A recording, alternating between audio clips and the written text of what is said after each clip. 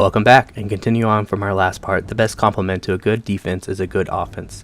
With this next section of spells, you'll be able to reduce your opponents to mere cinders in a cast or two. They will also be good for enchanting gear to keep Magicka costs down, or providing materials to make the strongest type of enchantments, constant effect enchantments. As a little tip, good slots to enchant would be gloves, pants, or chests for offensive-based spells. The first section we'll be talking about is the best way to unlock all the main flavors of destruction, our most important offensive magic. Be sure to like, comment, and subscribe for more content. To start off, we're going to get the damage health effect via the Spirit Knife spell from the Caldera Mages Guild from Medilla Enderin. You can easily reach the Mages Guild in Caldera by taking the teleport in the basement of the Balmora Mages Guild. The spell works by directly damaging the opponent's health and can only be resisted via Magicka resist, which is very uncommon in the game. The other spells are easily bought in the starting area at Satanin from Arrow's trade house from Arrow. He sells basic frost, fire, shock, and poison spells super cheap that you can use as the base for more powerful elemental damage. You combine these into a rainbow spell or with the weakness to school spell effects like weakness to fire or Magicka from Mara and Drin in the Balmora Mages Guild.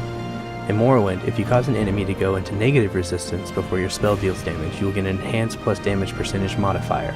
Or at the very least, if they do have resistances up, you will reduce their resistances, which reduces their ability to prevent your incoming spell damage. The weakness effect needs to always be before any damage effects for you to see the increase in damage. As a reminder from the custom spell tutorial from the last video, you will save Magicka by having damage ranges as opposed to flat static damage, for example 1 to 10 instead of just a flat 10 damage. Lastly, you will also want to pick up the Paralyze spell from Istardralin in the Balmora Mages Guild.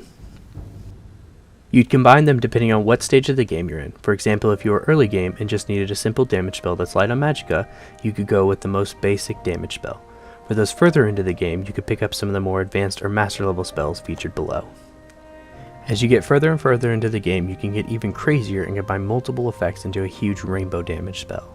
For example, this spell would deal 225 to 300 damage per cast and paralyze the target for 3 seconds.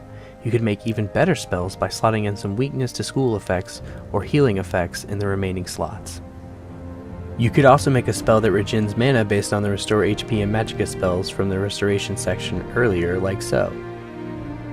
As always, you can modify the examples as needed to reliably cast them based on your current caster levels. But honestly, you should only have to combine 1 or 2 damage types with weakness effects to be able to mana efficiently 1 to 2 shot the overwhelming majority of mobs in Morrowind. Our next stop to help your offensive magic needs would be the Conjuration School. No one likes to fight alone, and using these spells you can easily summon creatures, spirits, or even equipment to enhance your offensive or defensive capabilities, or even to aid you in battle for a limited amount of time. We'll start off with the Bound Equipment spells. These are awesome spells that help you survive the early and mid game by providing higher defense than any gear you can purchase early on, while also not requiring any repair. You can use these until you get your preferred armor and weapon skills up, plus late game armor. Each piece also has a special bonus to certain stats while active. The boots increase your speed by plus 10, the cuirass and helm increase all armor including unarmored skills by plus 5 each for a total of plus 10, and if you wear both gauntlets you will receive plus 10 agility and plus 10 to your hand-to-hand skill. The shield also increases your block by plus 10. Lastly, all bound weapons provide plus 10 to the weapons category that they are summoned from. For example, if you do bound longsword, the weapon will have plus 10 to your longsword skill while equipped. You can find the bound helm and bound boot spells from Istardralin in the downstairs area of the Balmora Mages Guild. From there you'll want to take the teleport to the TESIII Mages Guild for the bound cuirass and bound shield spells. Head to the inn called Dirty Muriel's Corner Club at the end of the bridge to Wolverine Hall. Once inside, head upstairs and talk to Darathril.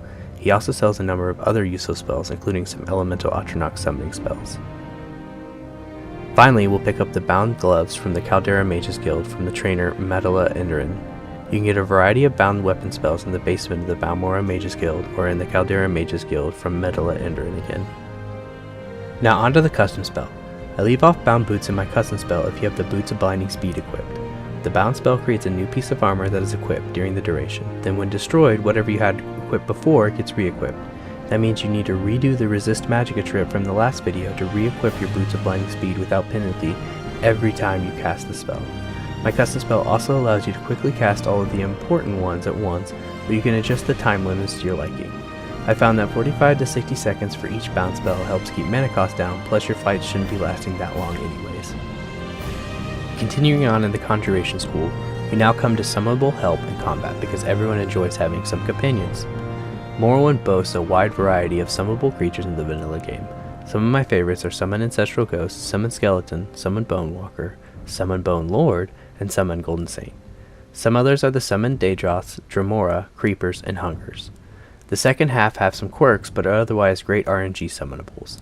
This is by no means a comprehensive list because I'm trying to walk the line between being informative and just listing every single summon in the game. To start off, you can find Summon Ancestral Ghost at the Aldrun's Mages Guild from Himla if your conjuration skill isn't high enough to start with it. Summon Skeleton and Summon Bone Walker can be found from Morrowind in the basement of the Balmora Mages Guild. The next area is kind of a pain to get to, and I recommend you look up a map guide to get there if you haven't ever been to Tel Bernora before. The trainee you want to look for is named Felon Marion, and he is at the top of the Tel Bernora Upper Tower and Thorana's Chamber. You'll need a high jump skill or levitation to get to him. Phelan Marin sells all the best conjuration summons in the game, so using any summon you get from him is a good idea, but be sure to pick up the Summon Golden Saint spell at least. Leveling up your conjuration provides easy access to monsters like Golden Saints for enchanting. We'll cover enchanting in another video, but a quick rundown is each monster in the game has a soul number. When you're enchanting, the soul number determines how big of a pool your enchanted item can pull from before it needs to recharge. Souls worth 400 points or more can also create constant effect enchant items like rings or armor that constantly heal you while warm. Moving on, one of the downsides of the summon creature spells is that you're limited to one summon per spell. However, you can get around this by using custom spells. So for example, I could make a custom spell that would cast Summon Ancestral Ghost and Summon Skeleton, but not Summon Skeleton twice or Summon Ancestral Ghost twice. If I did this 3 different times with 3 different spells, it would allow me to bypass the limit and summon 3 Ancestral Ghosts and 3 Skeletons for 60 seconds each, but is incredibly Magicka intensive. Also, you have to consider with the way the hotkey system works in Morrowind, there is not a lot of space to use more than 2 or 3 summon spells on one bar, and also be able to quickly switch between the other things that you need to use like restoration, destruction, or equipment. To summon multiple creatures, use custom spells like this, and then you have to catch it each time. So again, for example, if you wanted 3 Ancestral Ghosts, you would have to make 3 Ancestral Ghost custom spells and cast each one of them.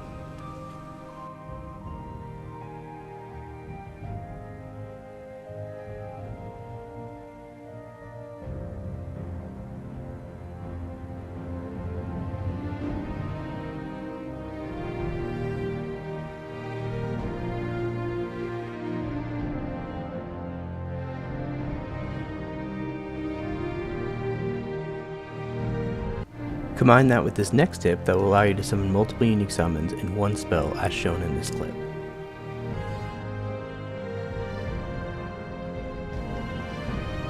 Our last section contains spells from the Illusion and Alteration schools of magic that will help you sneak around, move undetected, crowd control your enemies in combat, or unlock items or chests in the game. Our first spell is Onduisi's Open Door from Morrowind in the Balmora Mages Guild. This base spell will open any lock up to level 50, whether it's a chest or a door. You can also create a custom spell that unlocks any chest or door in the game by creating a spell that has a magnitude of 100 on touch, like this one. The next 2 spells in this section are Invisibility and Chameleon. The differences between these 2 spells is that when you have Invisibility active, people can't see you at all until you take an action like talking, stealing, opening a chest, or attacking someone.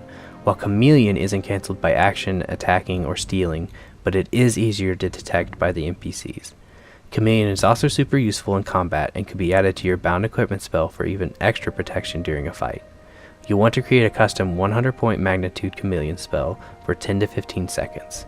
Just a note, 100 point magnitude Chameleon doesn't keep you from being spotted stealing if you do it close enough to someone or obvious enough. But if you combine it with the next spell on this list while behind someone's back, your chances are incredibly reduced of being caught stealing. You can find Chameleon from Uramian in the Caldera Mages Guild, and Invisibility from the spell Hide from Himla in the Aldrun Mages Guild. The spells in this next section don't require any customization unless you just absolutely want to, but work best when paired with spells from earlier in this guide. If you use Telekinesis combined with our custom Chameleon spell, you reduce your chances of being caught stealing. You can pick Telekinesis up from Orient Giantine from Aldrin Mage Guild. While you're there, feel free to pick up Silence as well from him for a nice crowd control option against mages, as well as the spell Night Eye to increase your night vision. The last effect you'd want to pick up is Blind for physical based opponents from Ariel Fiencel and the Wolverine Hall Mages Guild. Blind increases the chance an opponent's melee attacks will miss against you. Wrapping up, we went over the various offensive spells in the Destruction, Conjuration, and Illusion schools of magic. By combining these effects into your own offensive spells or using the spells provided, you'll increase your firepower by a huge amount. The last section of our 3-part guide will contain some utility spells for use in combat and outside combat to really complete the feeling of being an overwhelming, powerful god magi. As always, take it easy, world.